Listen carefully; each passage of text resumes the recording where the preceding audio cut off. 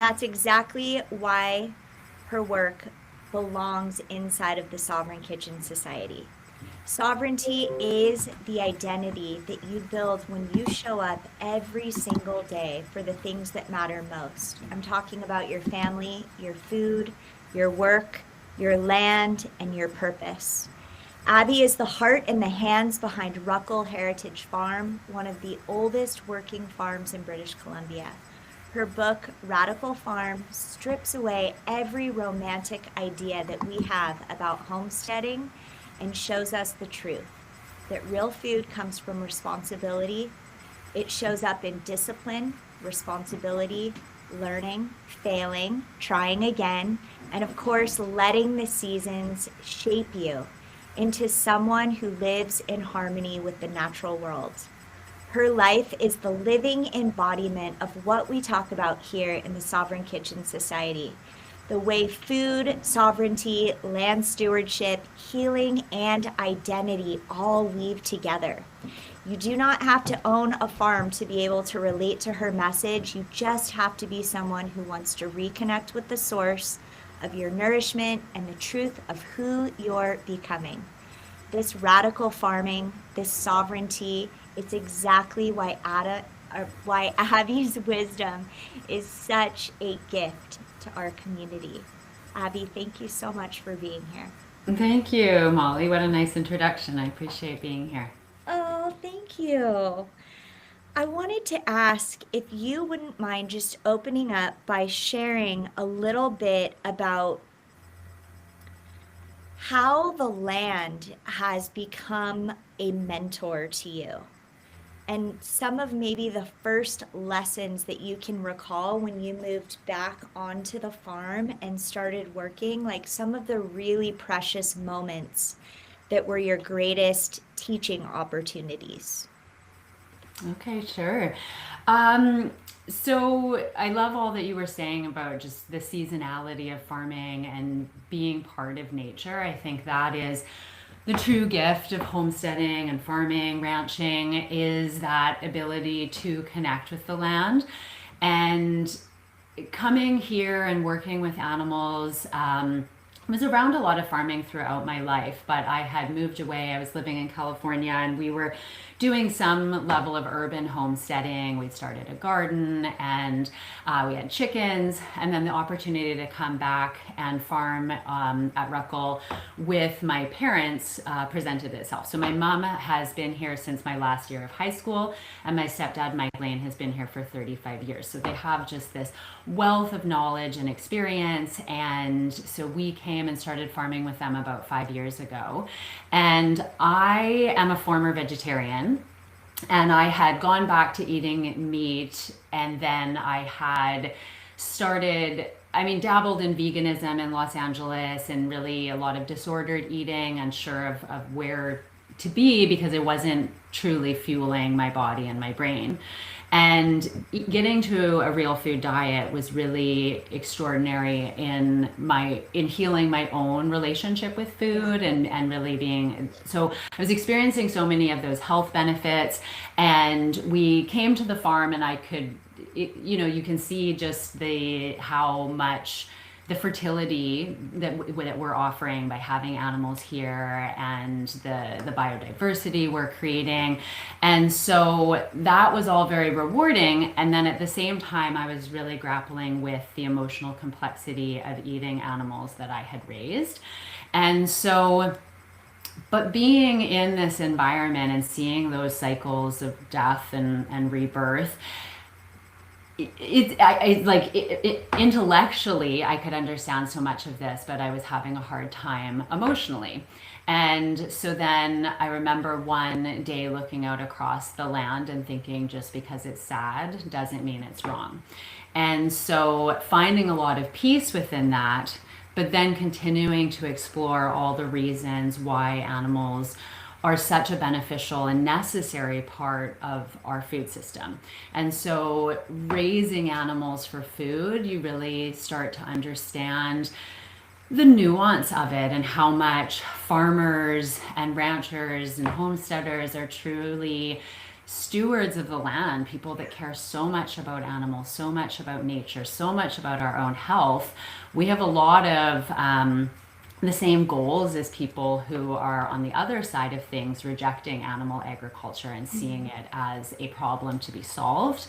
And so I found just exploring all of those things more deeply is ultimately what led me to write my book Radical Farm, because I think when we understand how beneficial animal agriculture can be for the environment and for our health, it does become an ethical choice. However, I empathize very much with people struggling with that. And most people nowadays are very disconnected from where their food comes from. Most of their animal interactions are with their own pets. And so I understand how you can make that shift to want to not, to think that we shouldn't have death. And I remember even before I moved to the farm, hearing Diana Rogers talk about how there is no deathless diet. And something really shifted in me as I understood no matter what I ate, creatures were going to die for me to live. And therefore, it makes so much sense to me to accept that bioavailable nutrition that is available through those animal foods.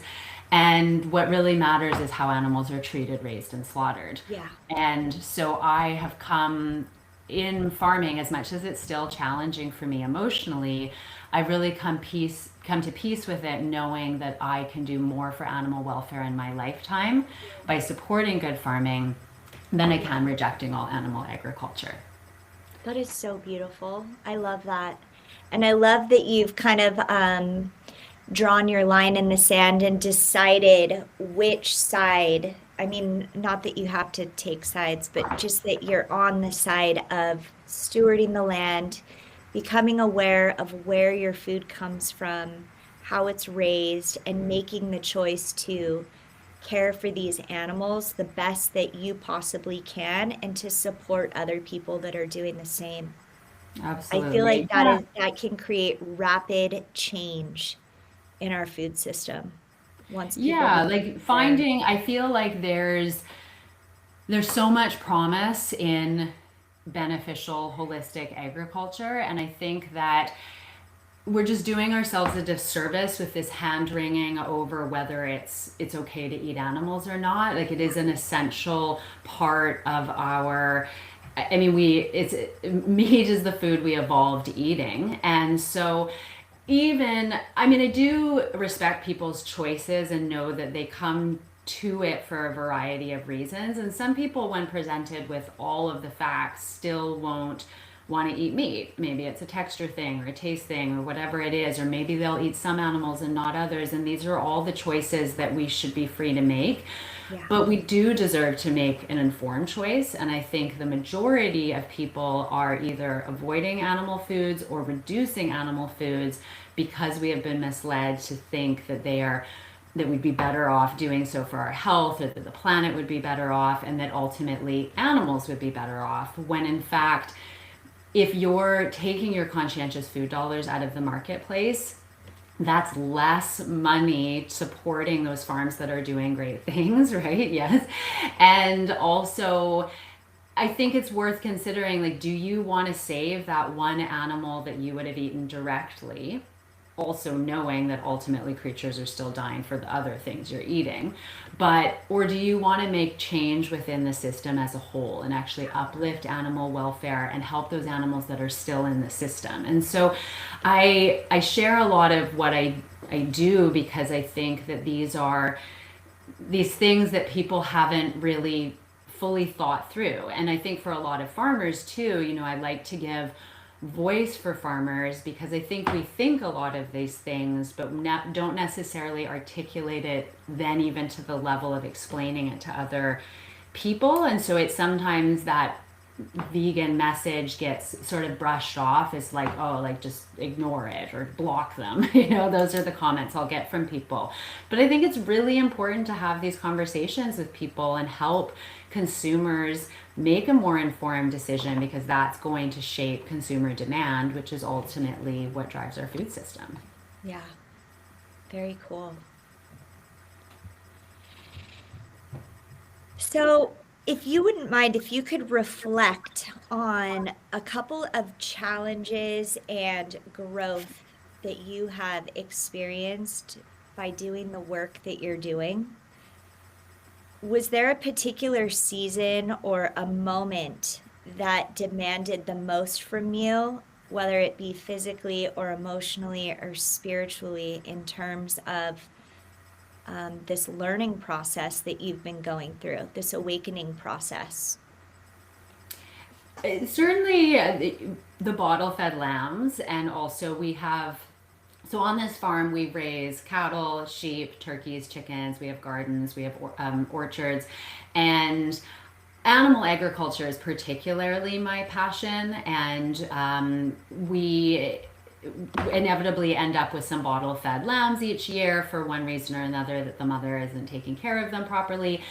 And so it's just one of the greatest joys. It's so much fun to bring them into the house, and my sons just, they love it. I mean, it's also just their normal, right? It's interesting. I sometimes joke, like, they'll be like, "Oh, you didn't have lambs living in your house when you grew up," when they meet the other people in the cities. But anyway, so we have this relationship with these animals that is more, I care about all the animals we raise, Yeah. but there is something about feeding a baby animal that is very bonding. And I think we are, evolutionarily, we gravitate towards cute babies, right? And taking care of them. And so we had our first bottle fed, his name was Brian, and he was just this adorable little lamb whose life we saved. And he just couldn't stay on the farm. Even keeping female bottle feds should be done with caution, because you don't want to be passing on genetics that aren't desirable.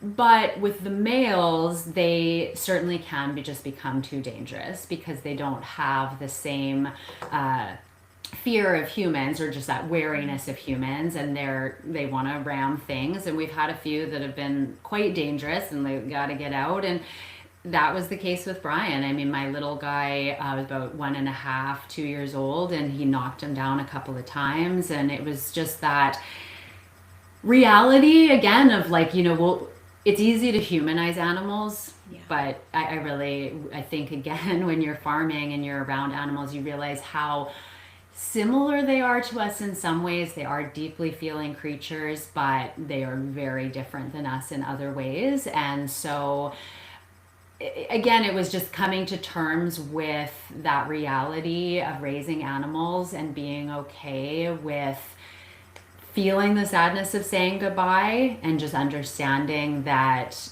you can hold that sadness and also appreciate that it is necessary, and just a reality of being alive. And so I take a lot of pride in knowing, like, what a great life we give to the animals here, and that we take care of them, and in time they take care of us. Yeah, absolutely. I really appreciate how connected you are in just observing the natural way, and like taking the time to sit back and watch how the animals interact with each other, and to see the similarities between like a mother and her baby, which is like very similar to how humans interact with their babies. I think that's so touching and observant. And I think it's one of the really critical pieces that people are missing in this day and age by not being connected to where our food comes from, how animals are raised, even just being able to stick our hands in the soil. We are so far removed from that. Yeah. What are some of the observations that you have made, just in I guess in similarity to how humans coexist with one another? What have you noticed about observing animals, the animals that you care for? Yeah. We, with our dairy cow, seeing, like, dairy cows can get a bad rap for, like, not being good mothers. And I recognize that there's a certain in the larger dairy world and the breeds of cows, there can be issues with why dairymen make the dairy people make the choices that they do. But we do calf sharing, which is a wonderful practice where the farmer is sharing the milk with the calf. And so we don't actually separate the calf until at a certain point we start separating for a period of time during the day so that they can still be close to each other, but the calf can't nurse. And so that allows us to be milking once a day rather than twice a day.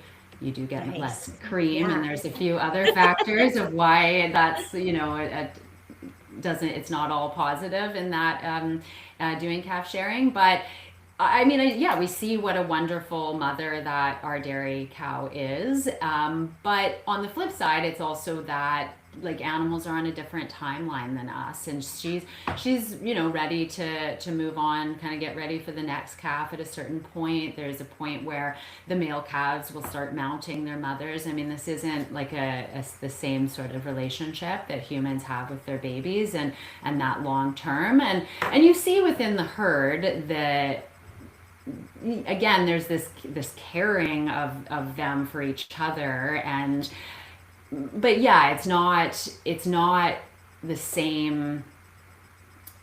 It's interesting, like I think so much of it's animals are very intelligent, and again those differences in I do think animals are much more in the moment. They're in the moment. They want to eat. They want to breed, and I think it's beautiful that they seem to, when those basic needs are there and they have a good living situation, they seem very content, and that's really the important thing. Is that animals should be able to exhibit their natural behaviors, and that's such an important part of respecting animals. And that I feel is what people should be seeking out, as animals that are raised in good conditions, because that also supports the land and how it's all just so connected into the health of the soil means the health of the plant, so the health of the animal, the health of us, and how much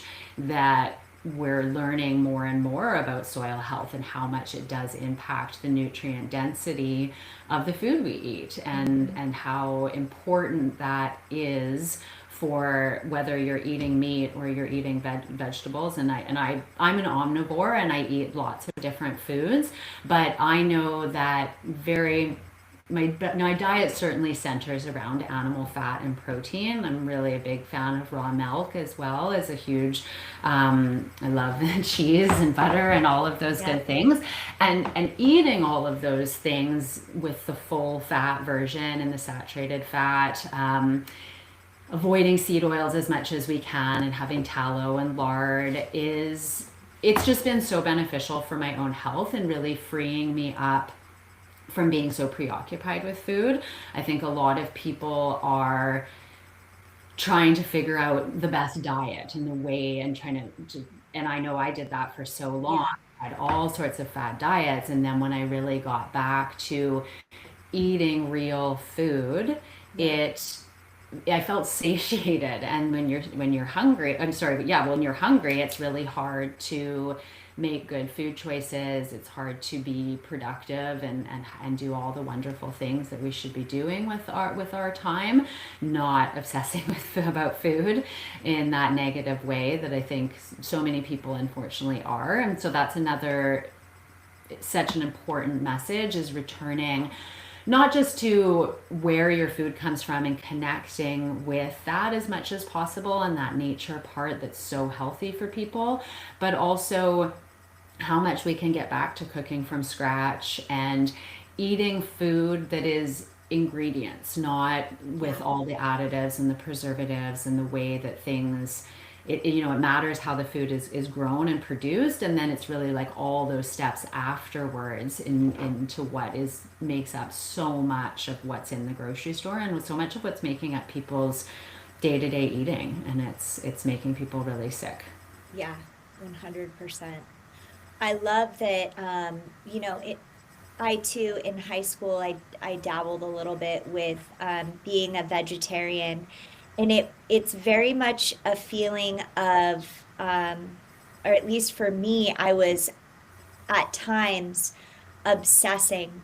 And when I was able to find and tap into real food and just like the grounding effect that it had on me was so profound.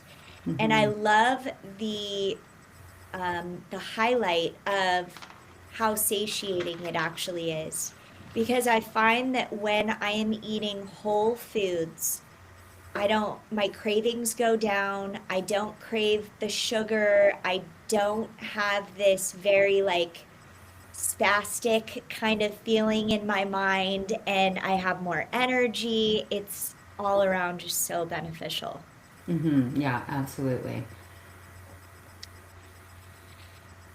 Our audience is predominantly like young moms that are looking for a way out of this really fast-paced culture and wanting to tap into a slower and simpler way of being.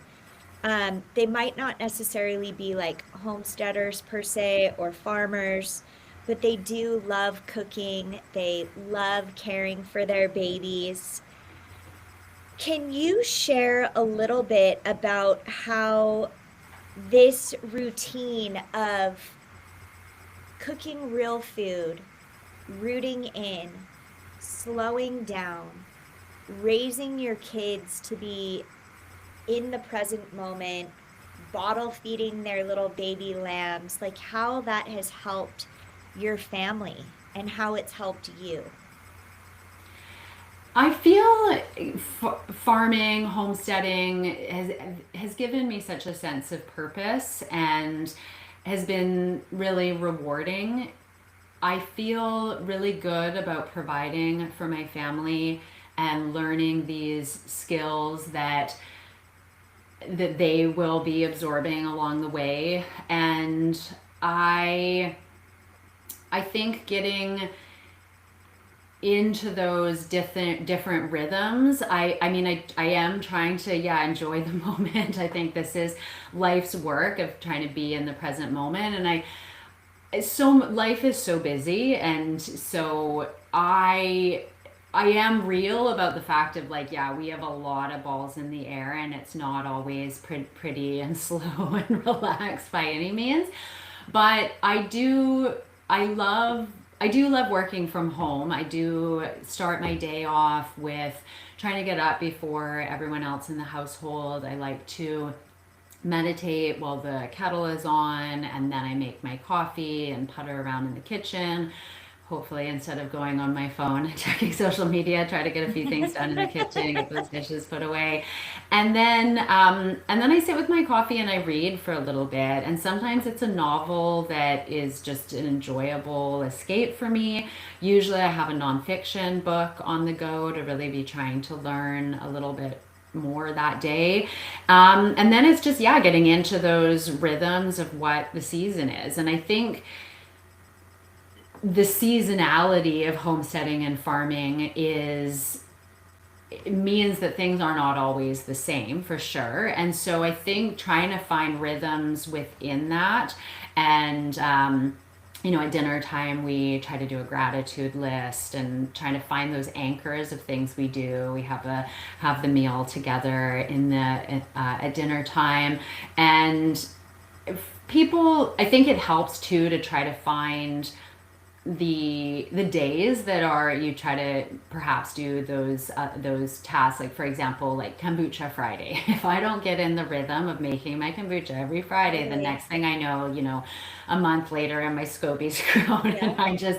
it's still fine. It's a robust system, and you come back to it. But I think finding those things, and like lately, as I've gotten back into making sourdough, I feed my starter on Saturday morning. I try to mix the dough Saturday night so the bread can rise Sunday morning. We have fresh bread by Sunday lunchtime, and then there's some loaves for the week and the lunches and that kind of thing. And so it just, the habit stacking, and not letting perfection be the enemy of the good. There's so much to learn, and just being curious and open and continuing to learn in as many ways as you can, and knowing that it will be really overwhelming. I mean, it still is for me when I take on a new skill, but Yeah. once you've done it enough times, there just becomes this familiarity that then frees up so much mental space. When I first learned to make cheese, it was like check and recheck and check and recheck, and now it's like, okay, maybe I'll double check how much salt I'm supposed to add to that brine or something like that. But I'm just in the rhythm of doing it, and I mean, milking is certainly one of my passions. I really love, we hand milk our Jersey cow, not year round. I mean, even if we'd want to give her a couple months break to grow her next calf anyway, or to have a break from milking while she's growing that calf. The gestation is a lot longer. It's about 10 months. But yeah, at first it was overwhelming to learn to milk, and we still come up.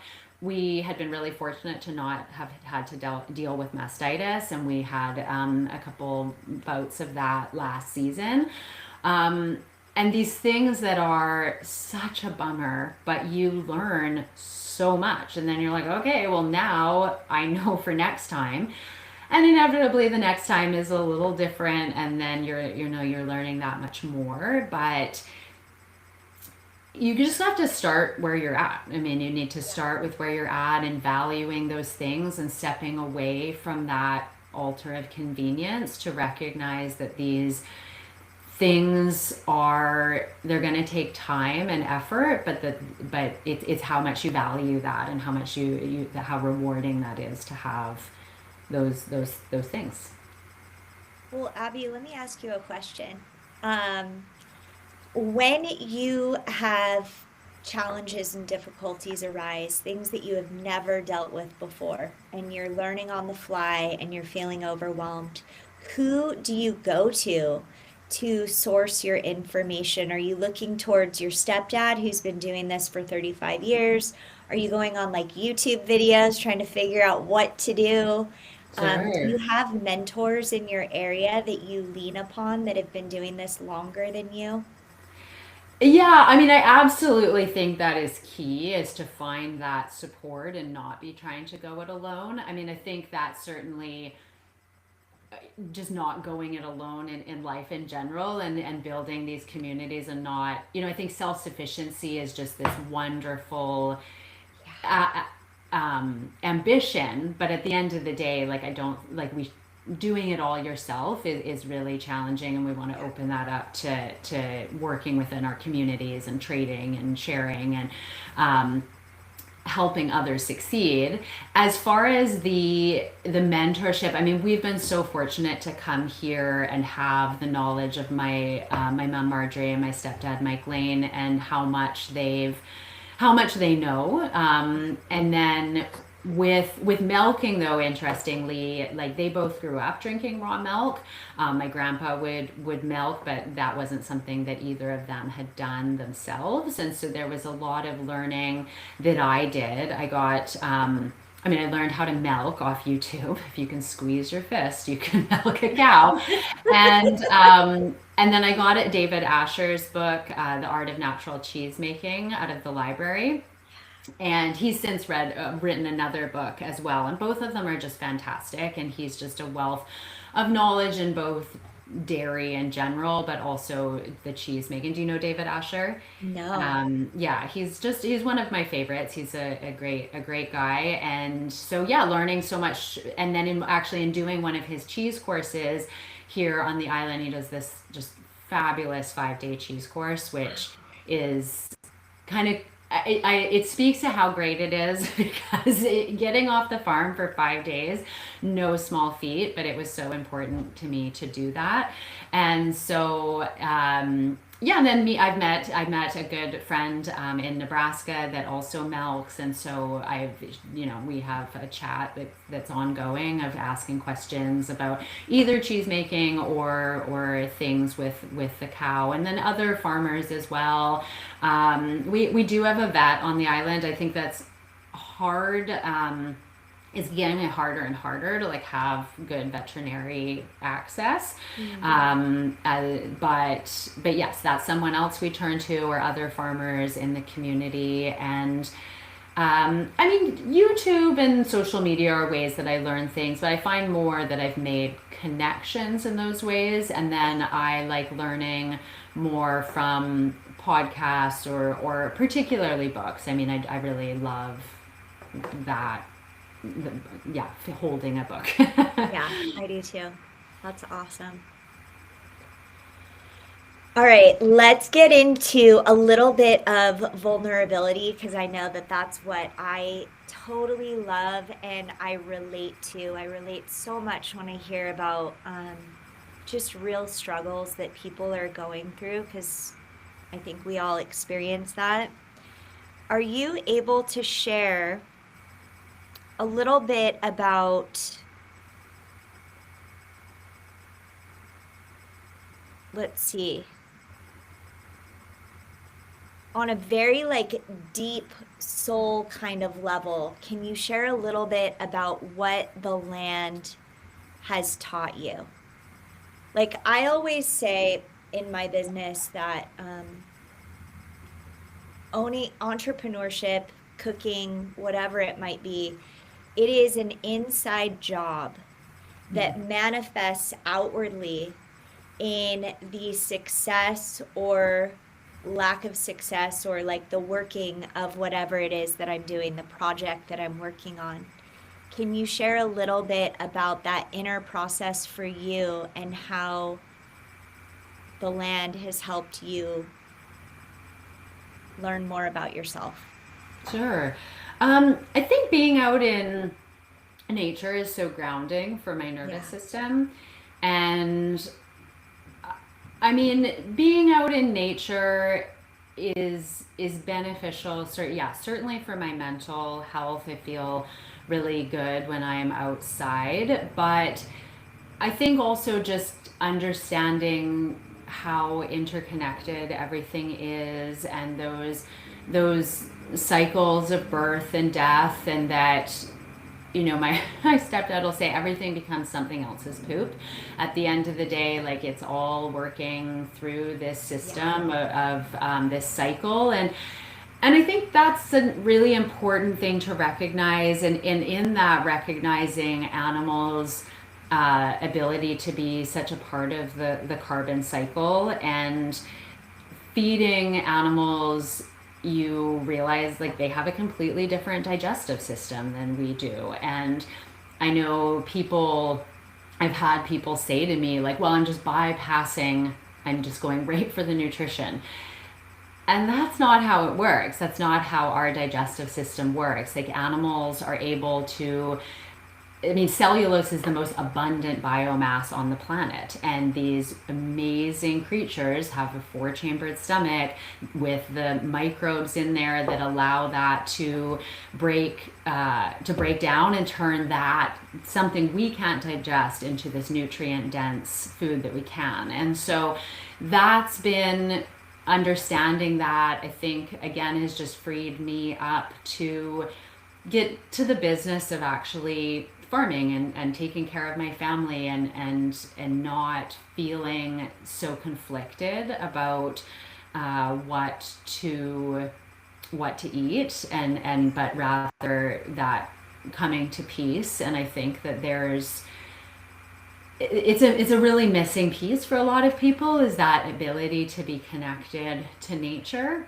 Yeah. And I know that going to bed and turning off the lights and it actually being dark, or to go outside and be able to actually see the stars, is a really grounding thing for me, and something that I really really value in my life. And so that means for me really enjoying this rural living that we're doing. And then just, I think nature too, like you realize how nature calls animals. They are like, they all can't survive. And so this was done through predation, and the bison moving along the plains, And now farmers are able to do, we are culling the number of animals, but we are giving them a very humane death, and we're taking care of them. And I think in so many ways, livestock have a really cushy life compared to wild animals that are struggling to survive, are in a near constant state of fear of being a prey animal. And so when you start to understand that the deer population, for example, their young die in similar numbers to the lambs we raise, but this is again just the cycle, the cycles of life. And if farmers weren't doing it, nature would step in and do it for us. But then in much ways that I think most people would agree are sadder and harder. Yeah. So yeah, So well put. I love that. thank you. Are you able to talk a little bit about um, how you have learned to take care of yourself as you have learned to take care of animals and the soil? Meaning, like, what have you made sense of in term, and you've talked a little bit about this already, but in terms of like soil health and grazing cycles and just the rhythms of nature in general, and how your life kind of fits into that whole cycle. Um, I mean, I think it's still learning as you go, because there's these cycles, but then they're shifting with the different weather patterns and things within.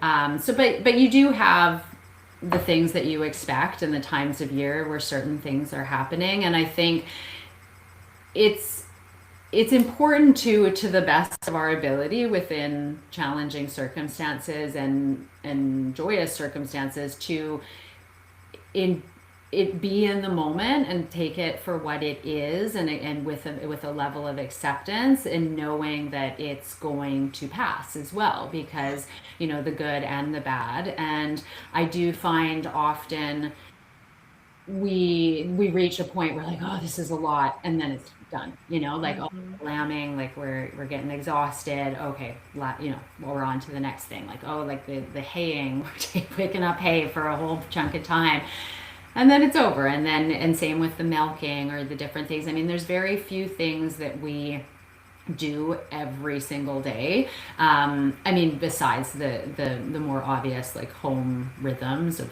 cooking and that kind of thing. But the laying hens come to mind as something that is a daily chore. But so many of the other things are at least shifting with the level of responsibility with the season. So. Yeah, very nice. If someone is feeling called to this kind of work, let's say they don't really have any land, what are some things that they can start learning how to do in order to practice that slower and simpler way that we talk about? So maybe things like cooking from scratch or canning or learning how to make homemade cheese. Maybe Mhm. talk a little bit also about where you started in your journey.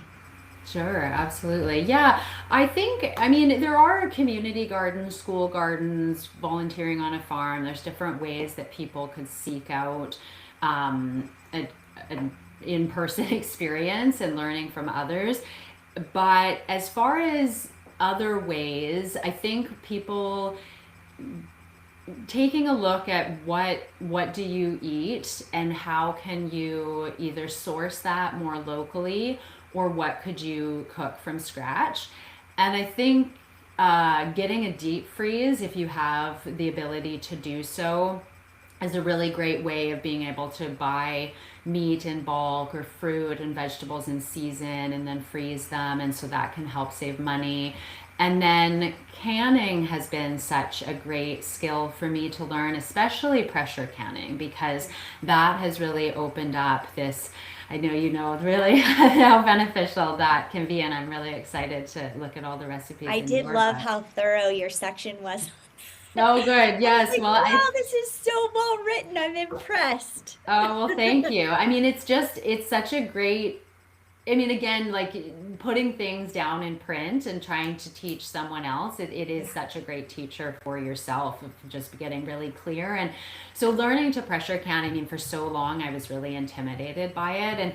And it's just, I mean, you have to be so negligent really to get into trouble. And so I really invite people to learn to pressure can, or I mean, you can hot water bath can as simple as like a pot, and you can put a towel in for your jars, and like that is more, maybe more accessible place for people to start, and making sure that that those low acid foods are being pressure canned. But being able to pressure can meat and beans and things like that have really opened up just my repertoire of what I can do. And I love having those ready-made meals. I do too. In the book, I have a recipe for stew, which is one of my favorite because it's also a great power outage meal, because as long as you have a wood stove, it's just like a one pot meal, and then you have something really yummy to eat. And so, yeah, I think by doing those things that take time and energy, but you're doing this bulk batch of something, and then having that available is time, but then convenience later. And so that's, I think, an important thing. And then the just the skills layering that we were talking about. And I think back to like the first time we incubated turkey eggs and just being like, whoa, this is just, it's a lot. And then, there's a lot of responsibility there with what you're trying to accomplish. And yet you get through it, and then you're like, oh, well, now I know how to do that. And yeah, I'm going to review it and I'm going to learn more later. But there's just, you start just these like foundational bricks that you're making in the skills that you learn. I Yeah, different books have been very helpful in, and certainly websites of that I've gotten recipes from, and stuff. I mean, you want to be careful of some of that too, because I think, and again, is why I love the books, that is, there's just more of an accountability for like whose information this is, perhaps. Totally. So yeah, I mean, those are the things that really come to mind. And I think getting more perhaps adventurous in what you're cooking, as far as the meats and the different cuts, and making friends with organ meats and Yeah. bones, and making bone broth is not very time consuming. It can be, it's really hands off process. And so, and then you're getting so much value and nutrition. And so that's, yeah, a really great traditional skill to learn. And I think people understanding that the cost savings is an interesting one, because on the one hand, there can be money that you're saving, but it's saving in comparison to an equally healthy item. So by making your sourdough bread, you're going to be saving money on sourdough bread that you would buy at a bakery that's doing a great organic sourdough loaf. You're not going to save money in comparison to the cheap Wonder Bread style bread you could get at the store. Right. But you're getting, so it's like it's valuing things from more than just calories, and staying, like we need calories to survive, but we really need nutrients to thrive. And that by valuing food beyond just the caloric intake of it, but really seeing it for its nutrient density, for its preventative medicine. If you're raising your chickens, it's like you're not really doing it to save money on the type of cheapest eggs you could buy. Right. but in doing what you're doing, you find you come to this place where like you start to understand that the question we should be asking is not how is food so expensive, but how is food so cheap? Yeah. And that we've built this unsustainable food system propped up on cheap food I that love isn't that. really cheap. It's Yeah. not, when we look at the cost to our healthcare system, the cost to our productivity, to what we were talking about earlier of just like our own mental health and how people are not listen like aren't intuitively eating, and so they're caught up on this cycle of eating this food that is designed to be addictive. And so really trying to step away, but don't worry about being perfect. Like little by little, finding those switches and incorporating those things. The kombucha instead of soda, or the hard boiling eggs on Sundays is something Yeah. I've been doing recently, because it's like, okay, like I I just know did that that those last eggs. night. I love it. Okay. Very good. Yes.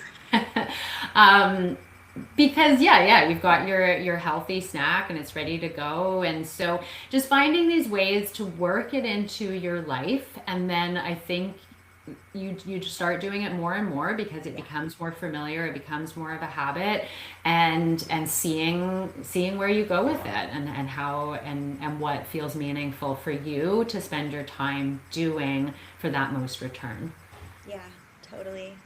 It has been such a long process for me. I mean, it's been probably 20 years that I've been going through this evolutionary process.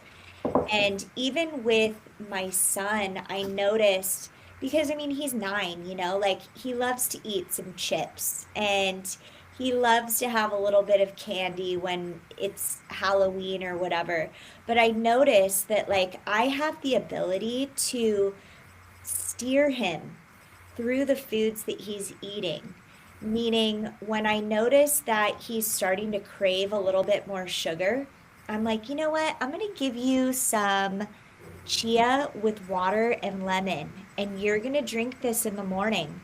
And in about 5 to 7 days, your little gut microbiome is just going to flip back over, and you're not going to be craving that kind of sugar anymore.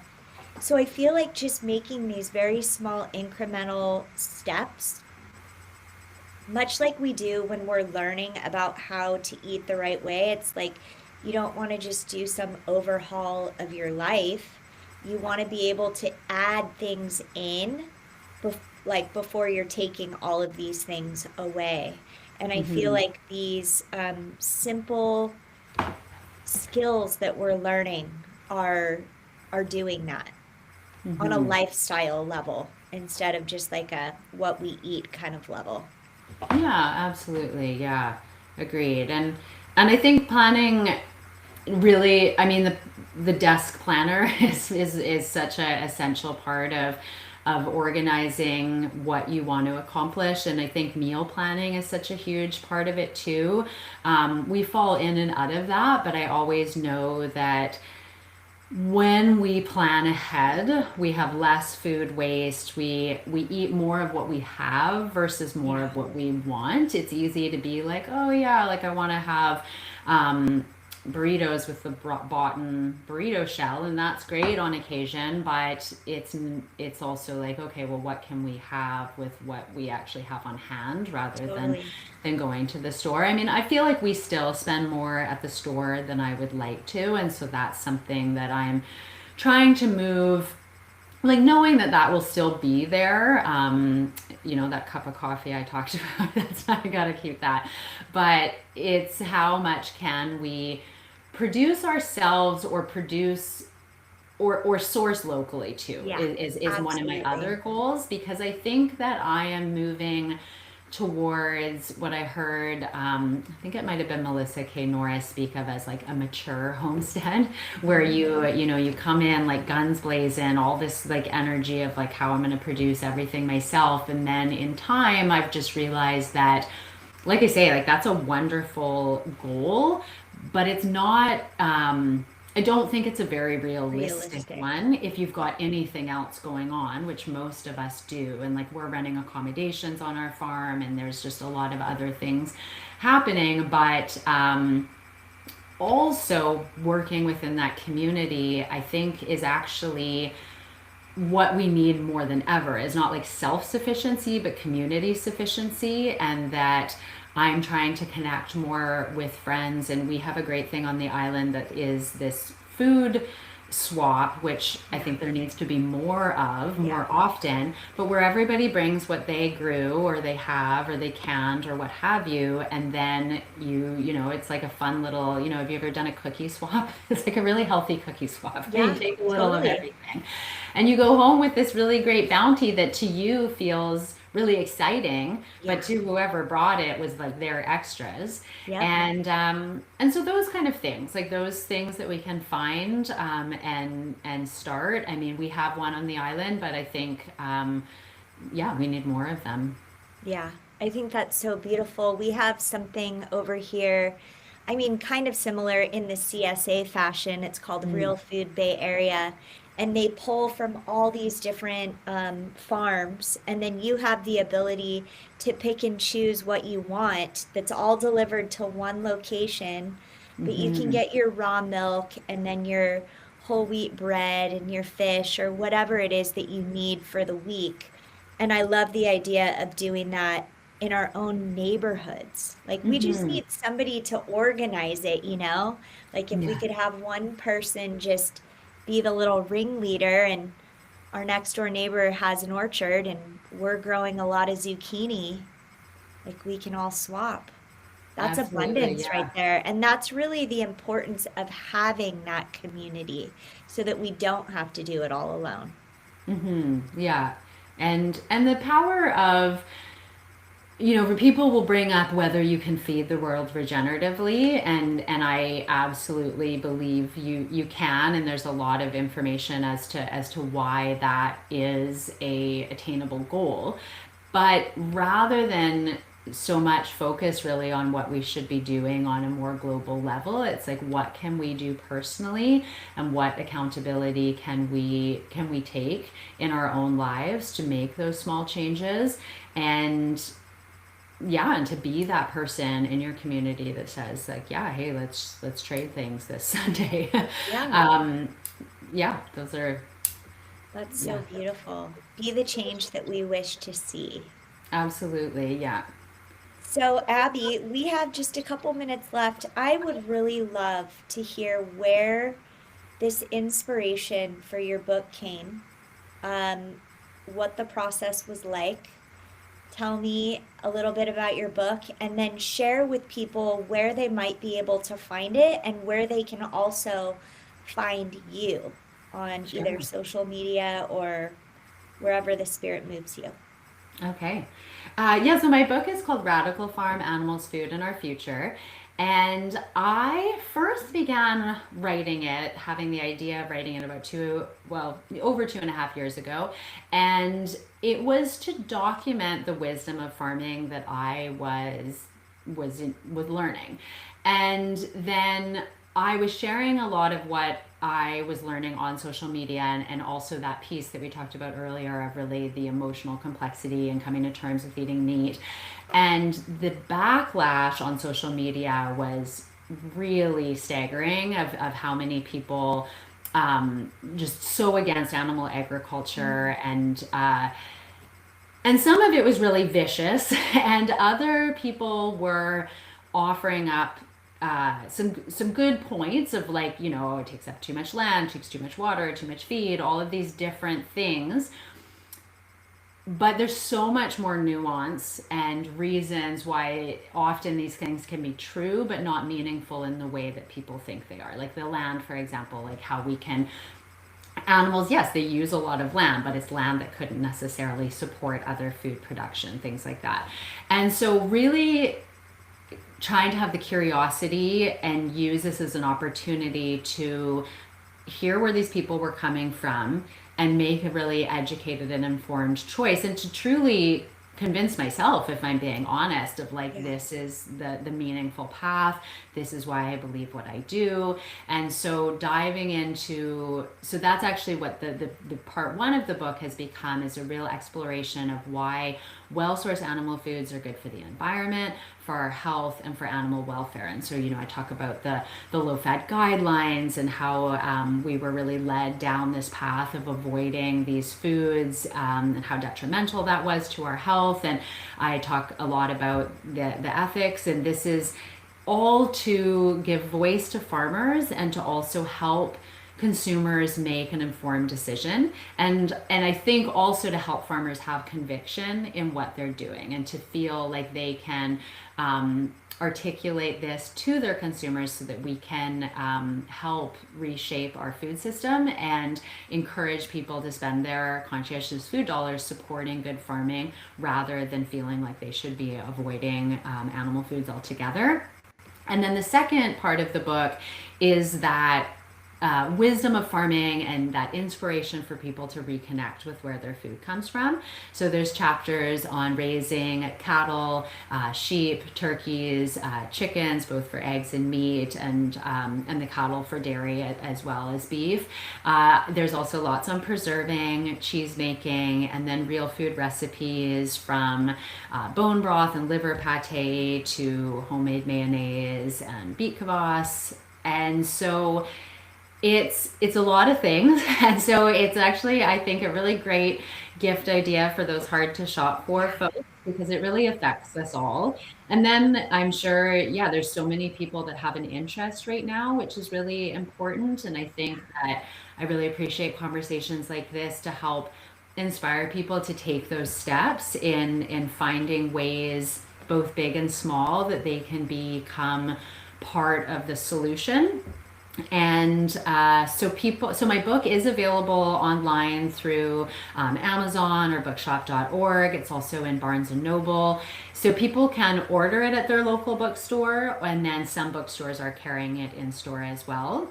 And my website is radicalfarmbook.com, and I have a Substack that I've started on there to continue my writing and to continue sharing things and recipes and resources and podcasts that I'm on, and other ways that people can continue to learn with me. And then I am on Instagram and TikTok at Abby on the Farm, and Abby is ABEY, on the farm. No.com, sorry, just Abby on the Farm. And yeah, I'm on YouTube, and that same one as well. And so I'm not the most consistent of posters, but I do try to offer up what I'm up to, and recipes, and just different ways to help people think about things maybe a little bit differently. And that has been really rewarding on that online space, is to have people occasionally say, you've made me think about this differently. And I think that the social media part has been a reminder to stay open to other people's point of view, because even if you don't literally change your mind, for me, I feel like the strength of my convictions has been really boosted by being open to other people's opinions, and being empathetic to how much, people are doing the best with the knowledge that they have. And I have a lot of admiration for the passion that is behind people who think that eating meat is wrong. But I hope that in time, the people will be more open to that big picture of how beneficial and just how necessary animals are. Like, we cannot have a sustainable food system without animal involvement. And so to come to terms with that, and then move forward with the actual good work of what we're doing, is really just so much more productive and realistic for building a healthy food system. So incredible. You are so well spoken. You're Thank so you. bright. It's been an absolute delight talking to you. You too. Thank you for all you're doing, Molly. Oh, thank you. And you guys, I just want to remind you that food is and always will be our medium for connection. And we will see you on the flip. Thank you, Abby. Thank you. Thanks.